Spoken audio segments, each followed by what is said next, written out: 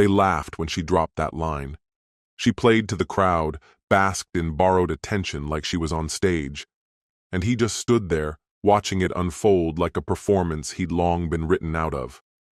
It wasn't a flash of jealousy, not even anger.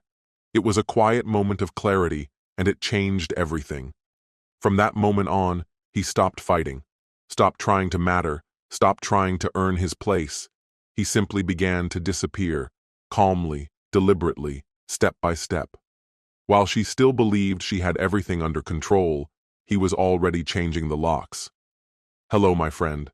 I'm so glad you stopped by my channel. If it's your first time here, don't forget to subscribe and like this video, as every like truly inspires me.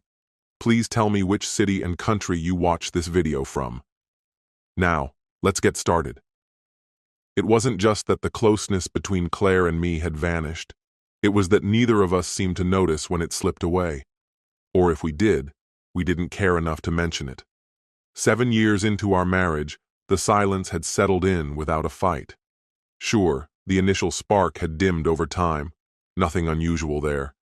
But this felt deeper, like we'd both silently agreed to stop trying. We moved around each other like courteous roommates rather than partners. Her side of the bed might as well have been in another zip code. No lingering touches, no goodbye pecks, not even a flicker of warmth. I clung to excuses. Maybe it was the pressure from work, shifting schedules, some hormonal rough patch. Anything to make it make sense. Then came Elliot's birthday get-together. Nothing fancy, just a backyard thing. String lights overhead, beer on ice, guests sprawled around a fire pit. Claire, surprisingly, seemed lighter than usual. She was chatting freely, even animated. She laughed with strangers, wrapped her hand around my arm when we showed up, putting on a show like we were still a team. For a brief second, I let myself believe the tide might be turning. Elliot raised his bottle, grinning. "All right," he said. "Let's hear it. Who's got it better, the newlyweds or us veterans?" Laughter followed, easy and familiar. Claire didn't miss a beat. She swirled her wine, eyes glittering, and leaned forward with a smirk. "With Daniel," she said. "Intimacy's a reward I hand out when he's on his best behavior, and only when I feel like it." The group erupted, loud, sharp. A couple people doubled over, laughing too hard. Someone gave me a playful nudge. I forced a smile and took a slow drink, pretending it didn't hit like a slap. But it did. What hurt wasn't just the comment. It was how casually she said it, like it was rehearsed, like she knew it would land. Her face lit up in the firelight, basking in the moment while I stood there, hollowed out. The rest of the night blurred past. Claire kept laughing, too loud, too often. I smiled on cue, drank more than I should have, and kept up the act. Back at home, she kicked off her shoes, poured herself another glass, and curled up with her phone like it had been any other evening. I stood in the hallway, watching her like a stranger might. Something in me finally shifted. This wasn't a phase. It was a quiet ending I'd refused to acknowledge. But that night, I did. After that, I stopped making the small efforts. No more coffee in the morning. No more inside jokes or random texts to make her smile. No more stretching across the cold space between us. Claire didn't flinch. If anything, she seemed relieved. My silence made things simpler. I started waking before the sun, even when I didn't have to.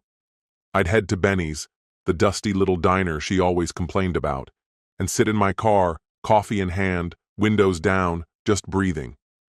It didn't fix anything, but it reminded me I was still here. At home, we drifted like ghosts under the same roof. She stayed glued to her screen. I kept busy pretending to care about unfinished house projects or novels I wouldn't finish. One night, she glanced up over her wine. "You've been pretty quiet lately," she said, like noticing a drawer left open. I shrugged. Not much to say.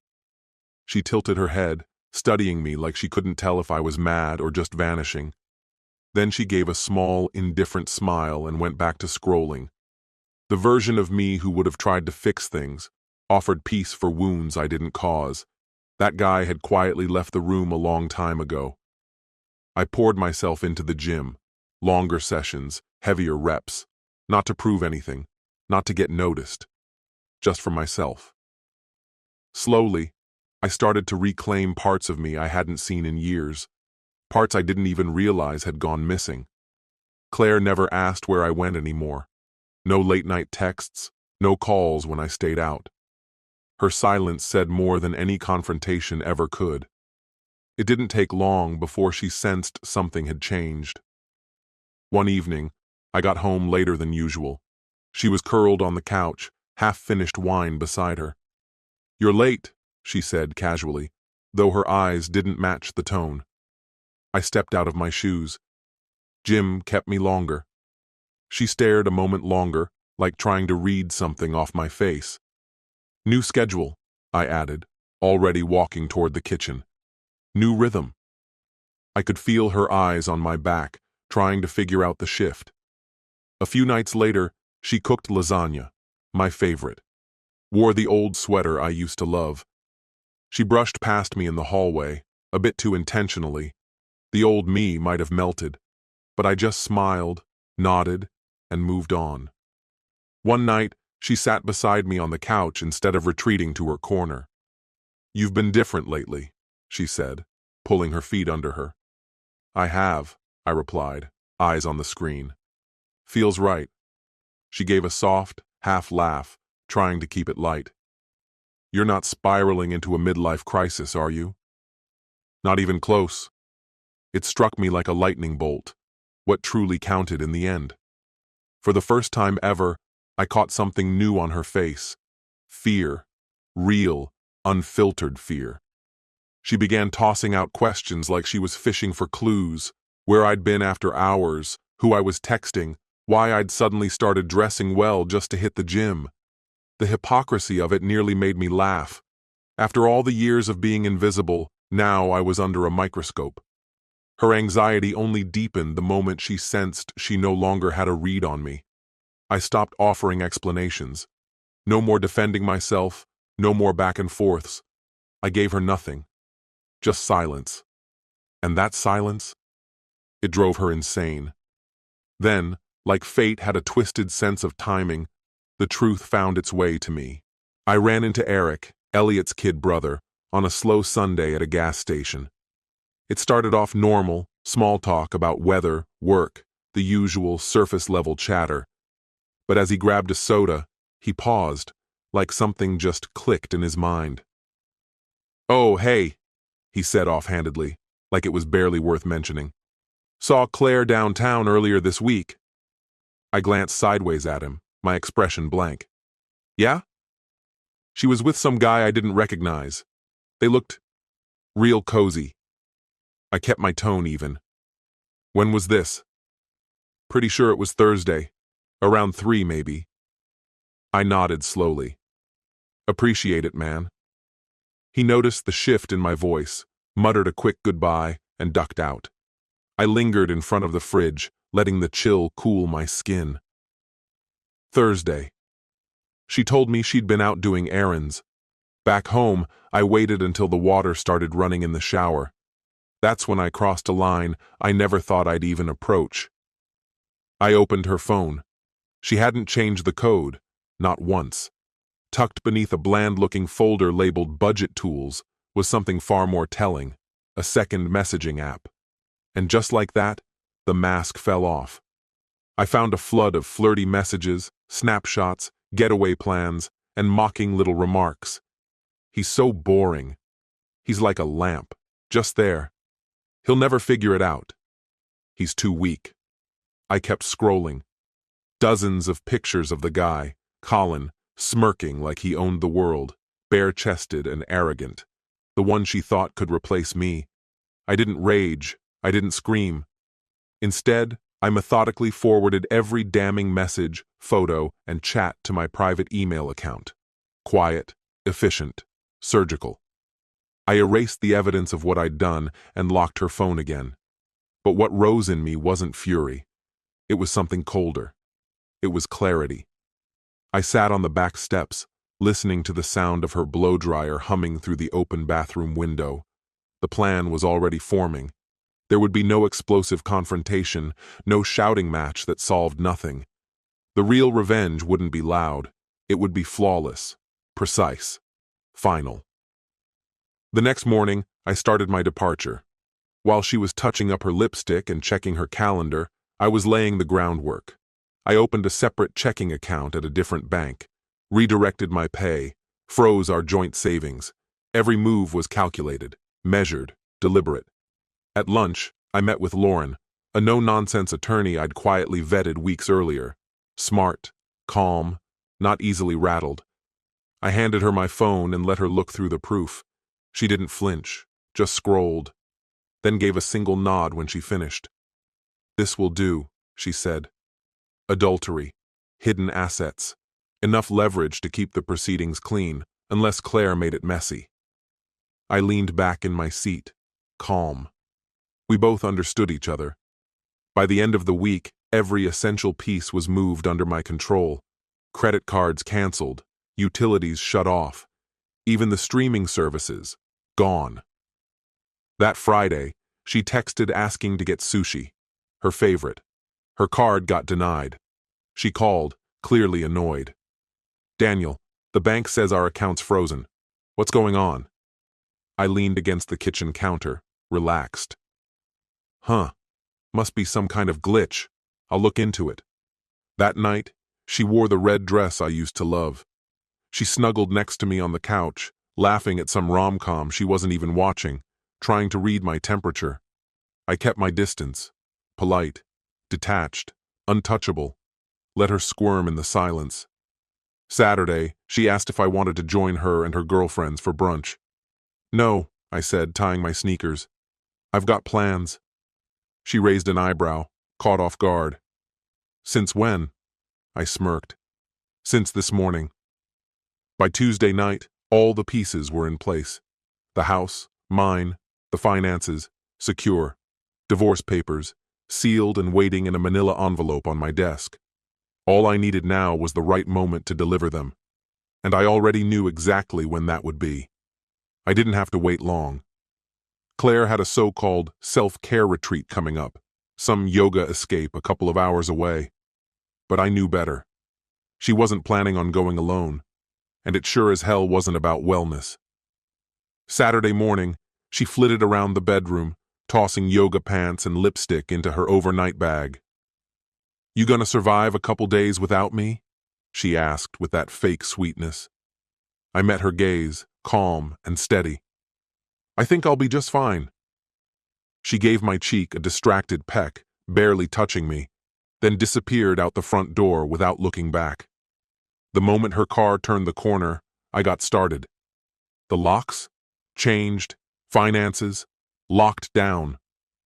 By the time she hit the on-ramp, the life she thought she was in control of had already slipped away. I didn't go after her, didn't blow up her phone or send any dramatic pleas. I wasn't interested in chasing closure at a lakeside cabin. I waited. Then, just past noon, I sent a single text. "When you return, don't bother trying the front door." The rest followed shortly after. The papers will be there Monday. No punctuation, no dramatic flair. Just the end of a chapter she didn't even know had closed. Within minutes, her messages started coming in. "What is this?" Then more. "We need to talk. You're overreacting. Daniel, this isn't like you. I never opened a single one beyond the preview."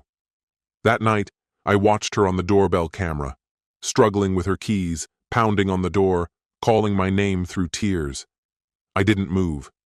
Just sat on the couch with a beer, eyes fixed on the side window, calmly watching it all unfold. Eventually, she sank to the porch, back against the frame, hands over her face, sobbing. By sunrise, she was gone. Left behind one broken sandal and a smudge of mascara on the threshold.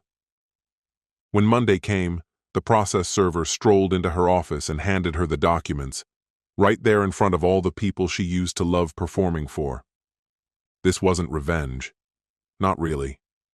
I'd just resigned from the job of protecting her image. That was a husband's duty, and I'd step down. The texts kept arriving for days. I made a mistake. We can fix this. Daniel, throw it all away. You're better than this. Funny how some people only appreciate your worth once they can't exploit it anymore. I didn't reply. Didn't read them. Just cleared each one from my screen the second I saw her name. I had other things to focus on.